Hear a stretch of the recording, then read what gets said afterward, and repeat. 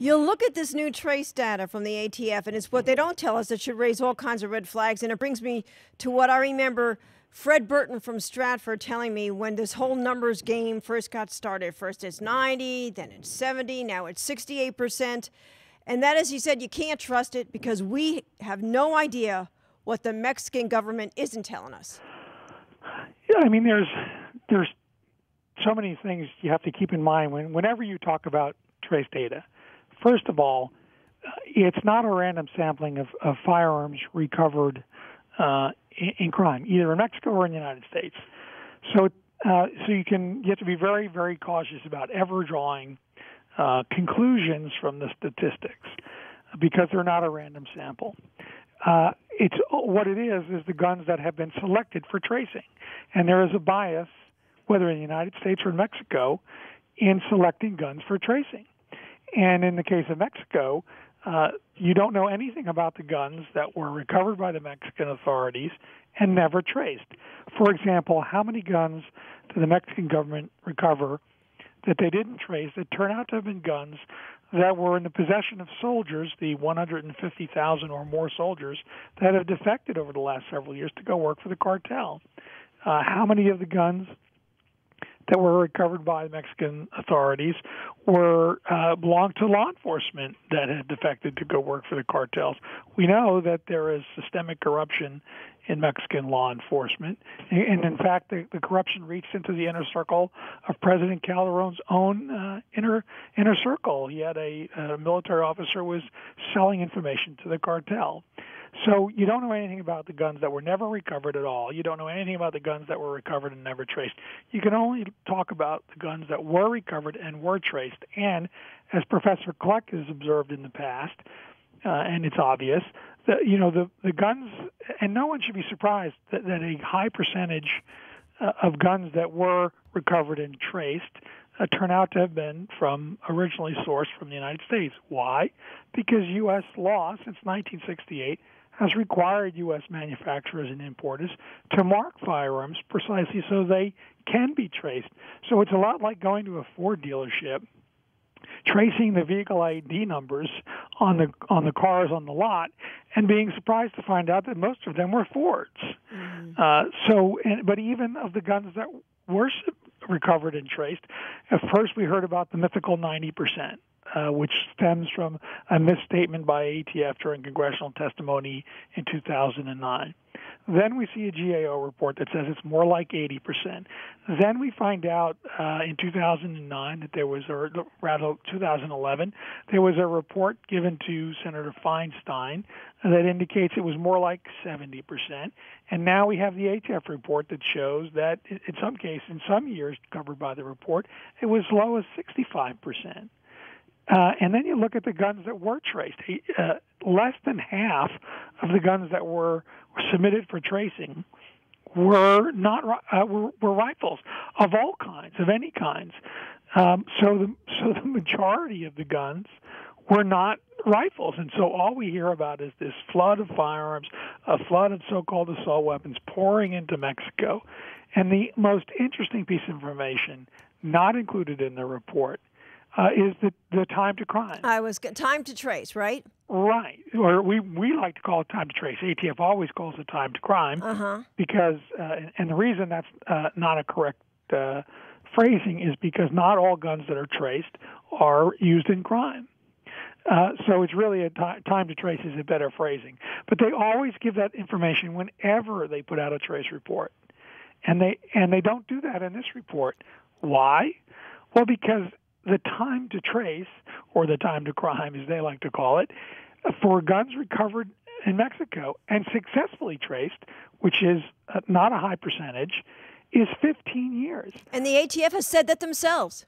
That's correct. In the litigation that NSSF pursued against ATF over their multiple sales reporting requirement for long guns, in which the NRA is supporting a number of dealers in those cases as well, ATF was required to produce what's called the administrative record that they relied upon in issuing this regulation. And in there we learn that the time to trace for Mexican guns is 15 years old, meaning these are guns that were successfully traced. So, which is less than the 65% we talked about, or the 70%. They were originally sold at retail after a background check more than 15 years ago on average. So if there is a flood of guns going into Mexico, it moves at a glacier-like speed. Yeah. Well, and that goes to the point that the ATF is talking about, because you were talking about rifles. They say there's a significant trend over the past 5 years that has been an increase in rifles, like, AKs and ARs. Right, but perhaps ATF should heed its own warnings. In the report, it says that firearms selected for tracing are not chosen for purposes of determining which types, makes, or models of firearms are used for illicit purposes. Firearms selected for tracing do not constitute a random sampling and should not be considered representative of the larger universe of all firearms used by criminals or any subset of that universe, and that firearms traced do not necessarily represent the source or methods by which firearms in general are acquired for use in crime. Yet that's precisely what ATF just does in its press release that accompanied the report yesterday. They say, quote, that the trace data, quote, shows a trend in recovered and submitted gun crimes from Mexico shifting from pistols and revolvers to rifles. And they but can't that's exactly what they just said you can't do. Yeah. And again, less than half of the firearms recovered were rifles of any kind, let alone the so-called bad rifles, the so-called assault weapons, and you have to even take that, and it's less than half, and in some years during the time period covered in the report, it's as low as 28%. What they don't say is what percentage of that number were successfully traced. Mm-hmm. So the guns that were successfully traced to the first retail purchaser, which is the definition, ATF's own definition of a successful trace, it's lower than that. So it's less than half, and it's less than 28% at the low end. So, and again, it's very telling to me that they continue not to disclose or talk about the time to trace. Mm-hmm. And your blog is great, but I also think Senator Grassley pointed out something that it's obvious the ATF doesn't want the public to know, and that is that most of these guns cannot be traced to U.S. gun dealers, but they continue to go after the gun dealer with this multiple reporting scheme. And you've already got Feinstein said, hey, we need more gun laws. So you have a shrinking vast majority. You have a flood that moves at glacier-like speed. And by the way, 15 years time to trace, that's much older than even the national average in the United States, which is about 11 years now and is going up incrementally every year. Mm-hmm. So you have a shrinking vast majority. This further dispels the 90% myth, and it moves at glacier-like speed. And half of the guns, more than half of the guns, are not rifles of any kind.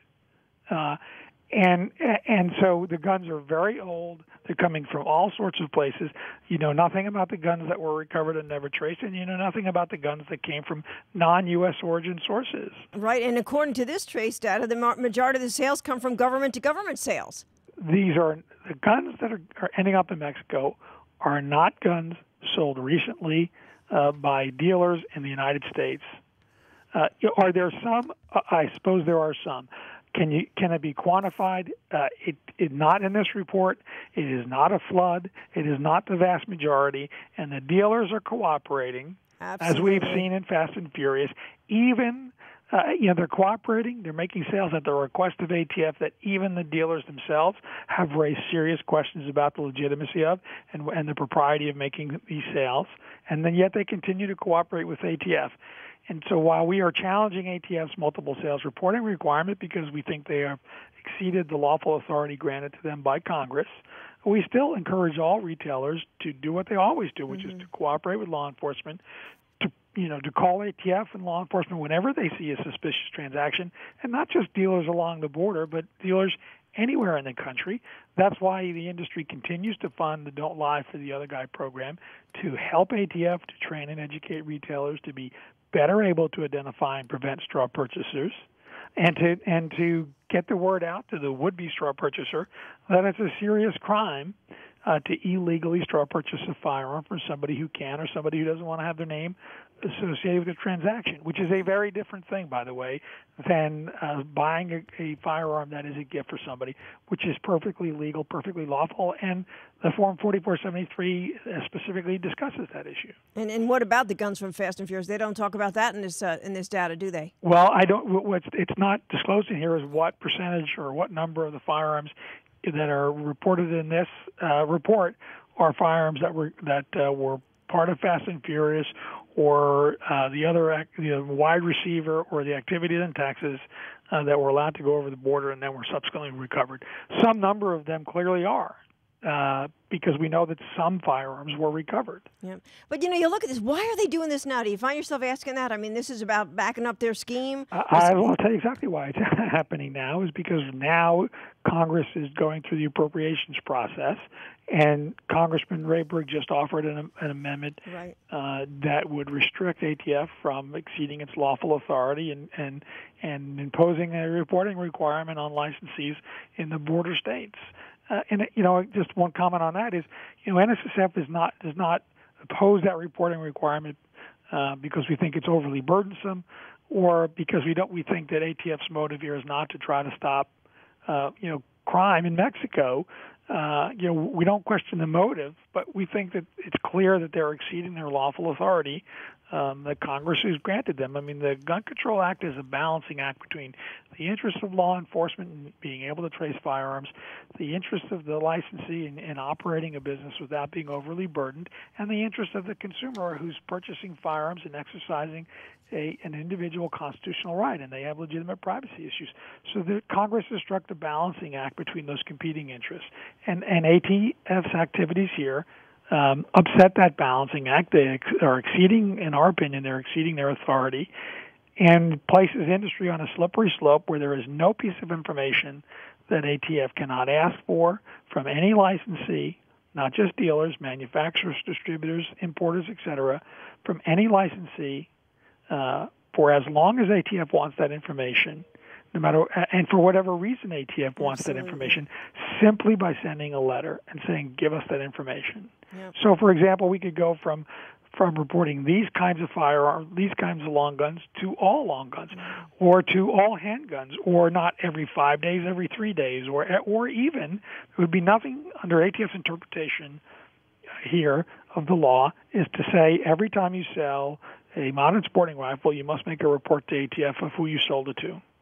And there would be, under ATF's interpretation, there'd be nothing wrong with that. They would be allowed to do that because it could potentially, possibly assist law enforcement in an investigation. And we just don't think it's clear that Congress did not give ATF that kind of carte blanche regulatory authority.